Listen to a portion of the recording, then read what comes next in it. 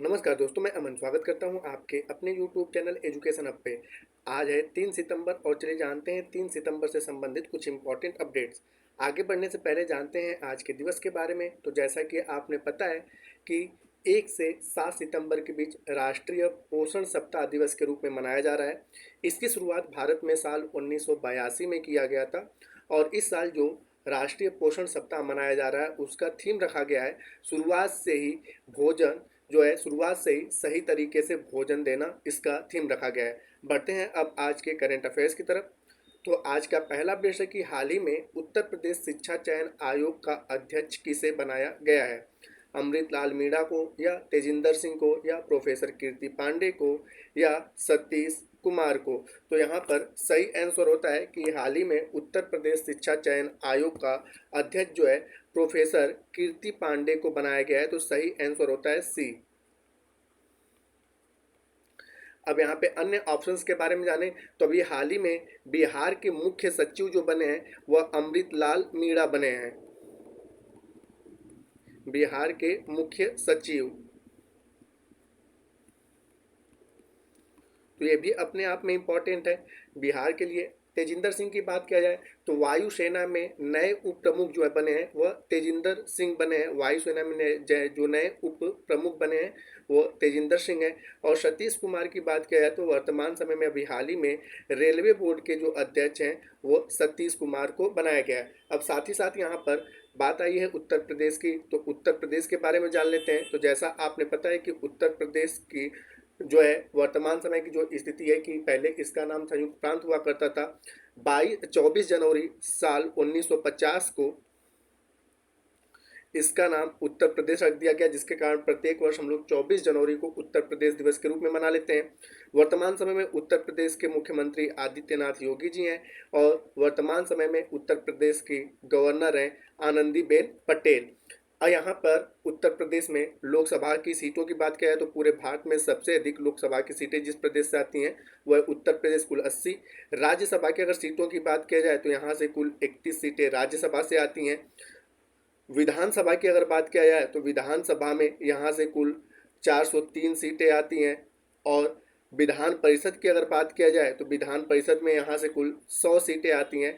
और उत्तर प्रदेश में कुल जिलों की संख्या 75 है। बढ़ते हैं अगले करंट अफेयर्स की तरफ। तो अगला विषय है कि भारत ने जर्मनी के हनोवर में आयोजित डेफ शूटिंग चैंपियनशिप में कुल कितने पदक जीते हैं। 4 पदक, 6 पदक, 107 पदक या 228 पदक। तो यहाँ पर सही आंसर होता है कि भारत ने जर्मनी के हनोवर में आयोजित डेफ शूटिंग चैंपियनशिप में कुल 4 पदक जीते हैं। इन 4 पदकों में अगर बात की जाए तो एक जो है वह स्वर्ण पदक है, 2 जो है रजत पदक है और एक जो है कांस्य पदक है। इस तरह से भारत ने कुल 4 पदक जीते हैं। यहाँ पे अनुया प्रसाद जो है इन्होंने इनमें स्वर्ण पदक जीता है। यहाँ पे अन्य ऑप्शंस की अगर बात किया जाए तो पेरिस ओलंपिक अभी हाल ही में समाप्त हुआ है और पेरिस ओलंपिक में भारत ने कुल 6 पदक जीते थे, जिनमें से एक रजत पदक था और 5 जो थे वह कांस्य पदक थे। यहाँ पे अन्य ऑप्शन की 107 की अगर बात करें तो एशियन गेम जो 2023 में हुआ था, एशियन गेम 2023 में भारत ने कुल 107 पदक जीते थे, जिसमें से 28 जो था वह स्वर्ण पदक था, 38 जो था वह रजत पदक था और 41 था कांस्य पदक एशियन गेम में। और यहाँ पर 37वां जो राष्ट्रीय गेम खेला गया था, 37वां राष्ट्रीय खेल खेला गया था साल 2023 में। तो 37वें राष्ट्रीय खेल में 228 पदक के साथ शीर्ष स्थान पर जो था वह महाराष्ट्र राज्य था। तो ये थे यहाँ पे अन्य ऑप्शन। अब बढ़ते हैं अगले क्वेश्चन की तरफ। अगला क्वेश्चन है कि कोलकाता के सॉल्ट लेक स्टेडियम में डुरंड कप 2024 का फाइनल मैच खेला गया। इसका विजेता कौन बना। मोहन बागान एससी या नॉर्थ ईस्ट यूनाइटेड एफसी या मुंबई या सर्विसेज। तो यहाँ पर सही आंसर होता है कि मोहन बागान जो था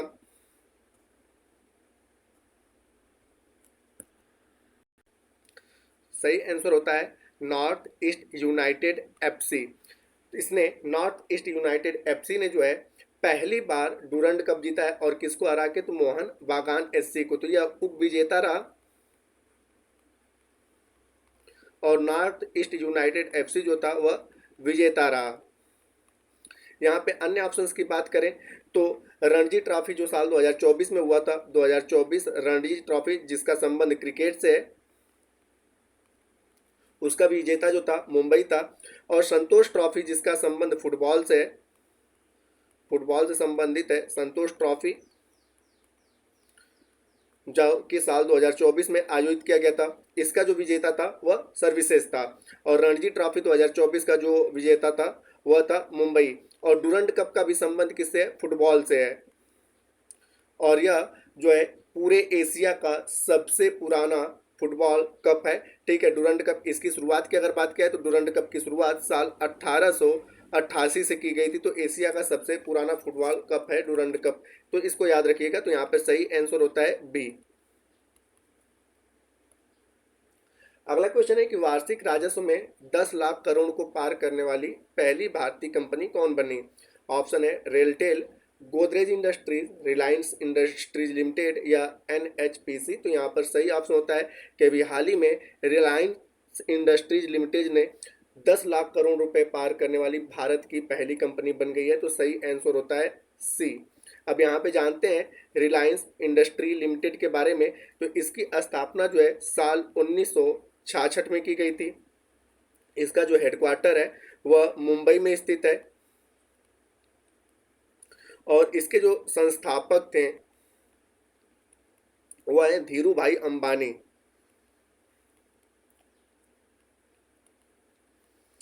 अंबानी इनके संस्थापक हैं। साथ ही साथ यहाँ पे अन्य ऑप्शंस की अगर बात करें तो रेलटेल, एनएचपीसी और इसके साथ एसआईवीएन और एसईसीआई, कुल 4 कंपनियों को भी हाल ही में नवरत्न कंपनी का दर्जा दिया गया है।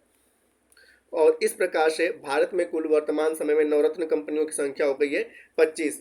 गोदरेज इंडस्ट्रीज की अगर बात किया जाए तो गोदरेज इंडस्ट्री जो है, इसने यह चर्चे का विषय इसलिए था कि अभी हाल ही में गोदरेज इंडस्ट्री ने भारत में प्रथम राष्ट्रीय रसायन विज्ञान दिवस शिखर सम्मेलन की मेजबानी करी है, जिसके कारण गोदरेज इंडस्ट्री भी चर्चे में था। अगला अपडेट है कि साल 2024 में महिला एशिया चैंपियनशिप की मेजबानी कौन सा शहर करेगा, लखनऊ, मुंबई, बोधगया या राजगीर। तो सही आंसर होता है कि साल 2024 में महिला एशियाई चैंपियनशिप की मेजबानी बिहार का राजगीर शहर करेगा। तो यहाँ पर सही आंसर होता है डी। अब इसके बारे में जानते हैं कि यहाँ पर महिला एशियाई चैंपियनशिप का जो आयोजन है वह 11 से 20 नवंबर 2024 के बीच में खेला जाएगा। और यह राजगीर के जो है राजगीर हॉकी स्टेडियम में खेला जाएगा, हॉकी स्टेडियम में खेला जाएगा। अन्य ऑप्शंस की यहाँ पे अगर हम बात करें तो अभी हाल ही में चर्चे में था लखनऊ। तो लखनऊ चर्चे में क्यों था, तो देश का पहला एआईसीटी बना है लखनऊ। मुंबई की अगर बात किया जाए तो अभी हाल ही में ग्लोबल फिनटेक फेस्ट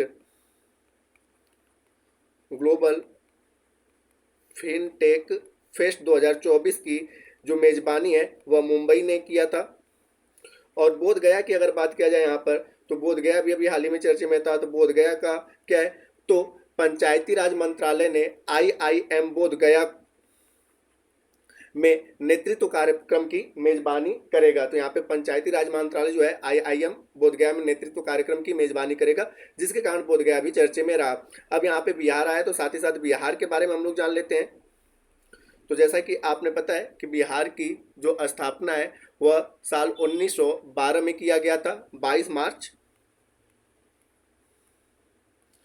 साल 1912 में बिहार की स्थापना की गई थी, जिसके कारण प्रत्येक वर्ष 22 मार्च को बिहार स्थापना दिवस के रूप में मनाया जाता है। वर्तमान समय में बिहार के मुख्यमंत्री की बात किया जाए तो नीतीश कुमार हैं और बिहार के जो गवर्नर हैं वह है राजेंद्र आर्लेकर। बिहार में अगर लोकसभा की सीटों की बात किया जाए तो बिहार में लोकसभा की सीटों की संख्या कुल 40 है और राज्यसभा सीटों की संख्या कुल 16 है। बिहार में विधानसभा की अगर बात किया जाए तो विधानसभा की सीटों की संख्या कुल 243 है। और विधान परिषद की अगर बात किया जाए तो विधान परिषद में कुल सीटों की संख्या 75 है। हालांकि दिए गए क्वेश्चन के अनुसार यहाँ पर सही आंसर था राजगीर, और राजगीर बिहार का एक जिला है और बिहार में कुल जिलों की संख्या है 38।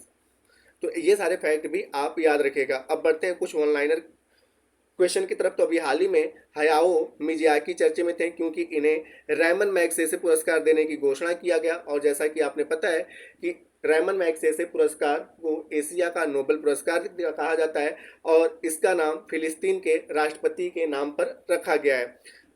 वर्तमान समय में फ्रांस के जो राष्ट्रपति हैं इमैनुअल मैक्रोन, इन्हें ओलंपिक आर्डर पुरस्कार से सम्मानित किया गया, तो जिसके कारण यह चर्चे का विषय रहे। जैसा कि आपने पता है कि साल 2024 में जो था ओलंपिक पेरिस में खेला गया। अगला जो 2028 में ओलंपिक खेला जाएगा वह लॉस एंजलिस जो अमेरिका में खेला जाएगा। वर्तमान समय में ओलंपिक के बाद पैरा ओलंपिक गेम चल रहा है और पैरा ओलंपिक गेम में भी भारत कमाल कर रहा है। इसमें प्रीति पाल पैरा ओलंपिक में 2 पदक जीतने वाली पहली भारतीय महिला बन गई हैं। प्रीति पाल ने दोनों ही पदक जो जीता था वह कांस्य पदक जीता था और इस प्रकार से पहली भारतीय महिला बन गई है कि जो कोई महिला पैरा ओलंपिक में 2 पदक जीती हैं।